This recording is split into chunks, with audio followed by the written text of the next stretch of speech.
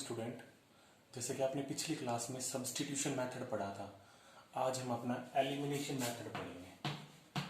Elimination method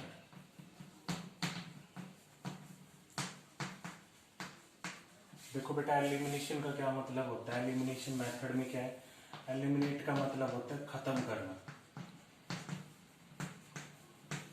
eliminate का मतलब होता है खत्म करना। जैसे हमारे पास दो इक्वेशन है, x minus 2y equals to 4 और दूसरी इक्वेशन मेरे पास 3x plus 4y equals to 6।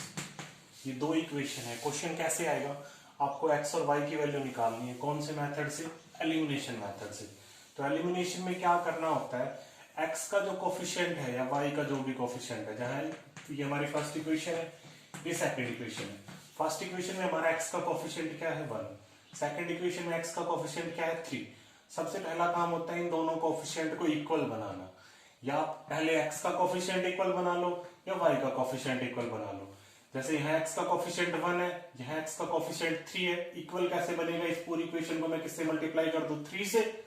तो यहाँ क्या बन जाएगा 3x। तो दोनों x के कोफिशिएंट इक्वल हो जाएंगे।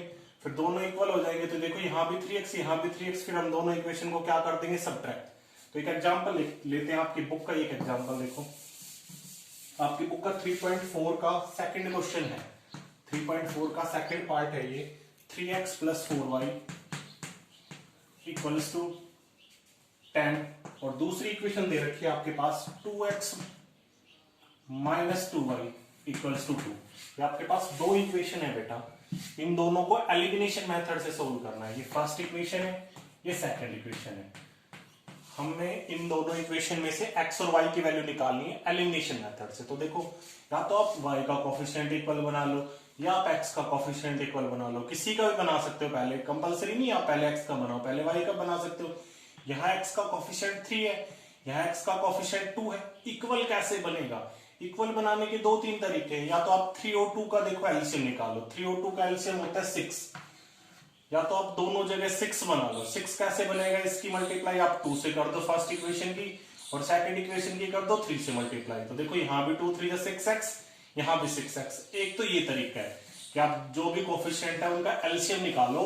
जैसे इन दोनों का एलसीएम आया था 6, या तो आप दोनों जगह 6 बना लो, या 6 का मल्टीपल मीन्स जो 6 की टेबल में आता है। 6 की टेबल में जैसे 6 12, दोनों जगह 12 भी बन सकता है। इसको 4 से मल्टीप्लाई कर दो और इसको 6 से मल्टीप्लाई कर दो। 3 4 जा 12, 2 6 जा 12, तो 12 भी बना सकते हो। मीन 6 जो भी एलसीएम आता है उसका मल्टीपल। मीन 6 के मल्टीपल्स कौन से होंगे, जो 6 की टेबल में आते हैं, जो 6 से डिवाइड हो जाते हैं। 6 12 18 24।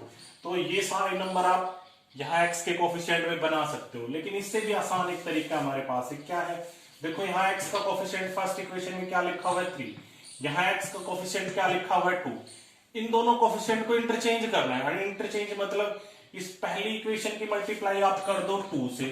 मींस जो सेकंड इक्वेशन में x का कोफिशिएंट है, पहली जो इक्वेशन है उसकी मल्टीप्लाई मैं किससे करूंगा, 2 से। 2 कहां से पता चला मुझे, जो सेकंड इक्वेशन में x का कोफिशिएंट 2 था। और सेकंड इक्वेशन की मल्टीप्लाई किससे कर दो, इस 3 कोफिशिएंट से। इसकी मल्टीप्लाई किससे कर दो, 3 से। मैं क्या चीज बता रहा हूं, यहां x का कोफिशिएंट 3 है तो इस 3 की मल्टीप्लाई होगी सेकंड इक्वेशन से। मींस इन कोफिशिएंट को बदल लो। अरे देखो, पहली इक्वेशन में तो x की कोफिशिएंट क्या लिखा हुआ है 3 और दूसरी इक्वेशन में x का कोफिशिएंट क्या लिखा हुआ है 2। इंटरचेंज मींस मल्टीप्लाई करोगे तो इस पूरी इक्वेशन की मल्टीप्लाई करो 2 से, इस पूरी इक्वेशन की मल्टीप्लाई करो 3 से। बस कुछ सोचना ही नहीं पड़ेगा, ना एलसीएम निकालने की जरूरत होती है। तो देखो, इस पहली इक्वेशन को मैं पूरी को 2 से मल्टीप्लाई कर रहा हूं बेटा। तो 2 की 3x से करोगे 2 3 जा 6x, फिर प्लस साइन है। 2 की 4y से करोगे 2 4 जा 8y इक्वल्स टू 2 की 10 से करोगे 2 10 जा 20। आ गया हमारे पास। सेकंड इक्वेशन की किससे मल्टीप्लाई करनी, 3 से। 3 से करो 2x की 3 2 जा 6x, फिर माइनस साइन है 3 2 जा 6y इक्वल्स टू, और 3 2 जा कितना हो गया 6। देखो दोनों जगह x का कोफिशिएंट सेम बन गया, यहां भी 6 यहां भी 6। अब एलिमिनेट मींस इन दोनों को हम खत्म कैसे करें, इस x को इस x को कैसे कैंसिल आउट करें। ये भी प्लस का 6x, ये भी प्लस का 6x। इस इक्वेशन का नाम दे दो आप थर्ड, ये इक्वेशन हो गई फोर्थ। अब यहां से x कैसे खत्म होगा, अगर आप दोनों इक्वेशनों को ऐड करोगे तो 6x और 6x कितना हो जाएगा 12x। यहां तो खत्म नहीं हुआ, तो हम क्या करेंगे, या तो आप थर्ड इक्वेशन में से फोर्थ इक्वेशन को सब्ट्रैक्ट कर लो, या फोर्थ में से थर्ड को, किसी में से भी किसी को सब्ट्रैक्ट कर सकते हो। तो मैं क्या कर रहा हूं, थर्ड इक्वेशन में से 4 को सब्ट्रैक्ट कर रहा हूं। यहां लिखोगे आप सब्ट्रैक्टिंग इक्वेशन 4 फ्रॉम थर्ड। हम थर्ड इक्वेशन में से फोर्थ को सब्ट्रैक्ट कर रहे हैं, तो यहां हम लाइन खींच देते हैं। थर्ड में से मैं फोर्थ को सब्ट्रैक्ट कर रहा हूं, तो फोर्थ इक्वेशन है, उन सबके साइन बदल जाएंगे। ये प्लस का 6x था तो माइनस का हो गया, माइनस का 6y था तो प्लस का 6y हो गया, ये प्लस का 6 था तो बेटा किसका हो गया, माइनस का 6। आपको साइन बदल देने हैं। अब देखो ये प्लस का 6x, माइनस का 6x कैंसिल आउट हो गया। 8y प्लस का था, यहां माइनस का 6y था, लेकिन साइन बदल गया, तो 8y और प्लस का 6y कितना हो गया, 14y इक्वल्स टू 20। यहां पहले प्लस का 6 था, लेकिन हमने साइन बदला तो किसका हो गया, माइनस का, तो 20 में से 6 गए, कितना आ गया, 14। तो बेटा y की वैल्यू यहां से क्या आ गई, y इक्वल्स टू, ये 14 मल्टीप्लाई में कहां चला जाएगा, डिवाइड में, 14 अपॉन 14, तो y की वैल्यू हमारे पास यहां से क्या आ गई, 1। हमने क्या करा, कोफिशिएंट की इंटरचेंज करके मल्टीप्लाई कर दी। x का कोफिशिएंट जो 3 था उसकी मल्टीप्लाई सेकंड इक्वेशन से कर दी, और जो x का कोफिशिएंट सेकंड इक्वेशन में 2 है उसकी मल्टीप्लाई फर्स्ट इक्वेशन से कर दी। तो क्या बना, 2 3 जा 6x, 2 4 जा 8y, 2 10 जा 20, और यहां करी 3 की मैंने, 3 2 जा 6x, 3 2 जा 6y, और 3 2 जा 6। फिर हमने साइन बदल दिए, मींस मैं थर्ड इक्वेशन में से फोर्थ इक्वेशन को सब्ट्रैक्ट कर रहा हूं, तो साइन बदल जाएंगे। फोर्थ इक्वेशन के प्लस का 6x था तो माइनस का हो गया, माइनस का 6y था तो प्लस का 6y हो गया, प्लस का 6 था तो माइनस का 6 हो गया। यहां देखो x 6x से 6x कैंसिल आउट, क्योंकि एक प्लस का 6x है, एक माइनस का 6x है। 8y और प्लस का 6y कितना हो गया, 14y। 20 में से 6 के हमारे पास कितना आ गया, 14, और y की वैल्यू कितनी आ गई, 1। अब हमारे पास y की वैल्यू आ चुकी है, देखो आपके पास y की वैल्यू 1 आ चुकी है। अब फिर से स्टार्टिंग से आ जाओ हमारी इक्वेशन के ऊपर। हमारे पास स्टार्टिंग में 2 इक्वेशन थी, देखो हमारे पास y की वैल्यू आ चुकी है। y की वैल्यू कैसे है, मैंने x के कोफिशिएंट को एलिमिनेट कर दिया, x के कोफिशिएंट को खत्म कर दिया। अब हम y के कोफिशिएंट को खत्म करेंगे, तो देखो यहाँ y का कोफिशिएंट क्या लिखा हुआ है, 4, यहाँ y का कोफिशिएंट क्या है, 2। आप साइनों को मत देखो, बस आप इस नंबर को देखो, इस तो हमारे पास नंबर दे रखा है। y का कोफिशिएंट फर्स्ट इक्वेशन में क्या था, हमारे पास 4, सेकंड इक्वेशन में हमारे पास क्या है, 2।